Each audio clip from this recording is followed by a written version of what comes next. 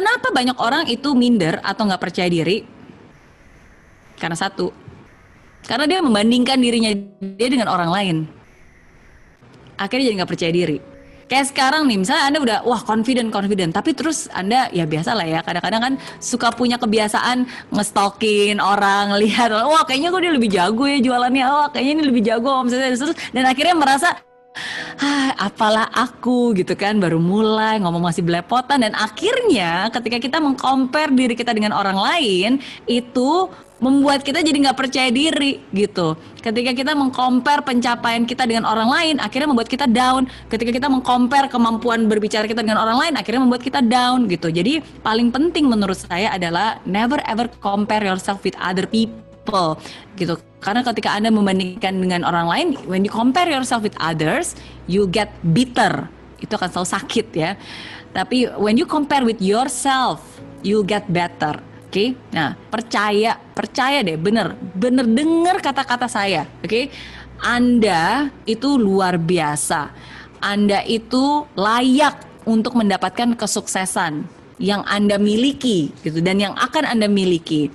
And you are really nobody until you treat yourself as somebody. Anda itu bukan siapa-siapa sampai Anda bisa menghargai diri Anda bahwa Anda adalah sosok yang luar biasa, baru orang lain bisa menghargai Anda. Jadi saya adalah contoh nyatanya seperti saya bilang. Oke, kalau saya ketika terjun ke dunia sales, saya ngelihat kiri kanan dan saya bandingin, wah ini lebih jago, wah saya nggak punya modal, nggak punya kenalan, juga tukang listrik ya kan, teknik elektro, nggak bisa jualan, hancur saya. Tapi fokus di awal, kadang-kadang kita harus pakai kacamata kuda, just fokus dan percaya. Yakin, itu sih menurut saya. Jangan banding-bandingin dengan orang lain.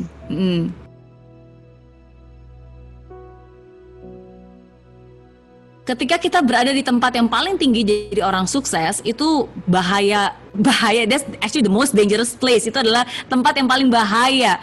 Kenapa? Karena kadang-kadang kalau kita udah sukses, kita jadi males. Ya kan saya nggak perlu lah bangun pagi, nggak perlu lah prospek lagi gitu kan. udah ada di level yang berbeda gitu, ini nggak level lagi. Ketika kita sudah sukses, kita merasa nggak perlu belajar lagi, udah paling tahu gitu kan, dan itu adalah awal dari kehancuran. Jadi untuk bisa punya banyak ide dan banyak semangat itu kita harus punya kerendahan hati untuk terus mau belajar. Saya belajar dari siapapun juga, dari banyak hal ya, kayak tadi maksudnya dari Bu Rina aja tadi saya juga belajar kan bahwa sesuatu yang kosong itu wah akan hancur, bener nggak? Pakai botol bisa hancur, tapi kalau ada yang isinya bisa jadi kuat, tangguh.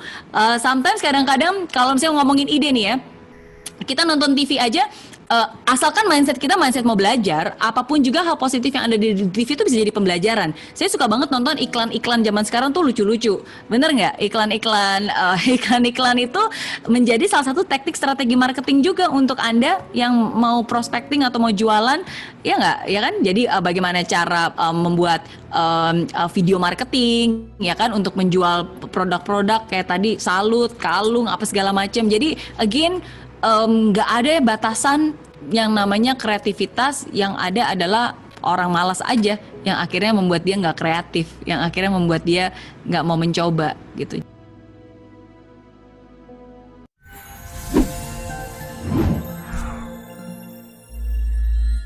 Di aplikasi Mary Riana tersedia lengkap video-video YouTube terbaru saya, artikel yang up to date, post inspirasi, koleksi merchandise, workshop dan seminar yang bisa kamu dapatkan free dan download sekarang juga gratis.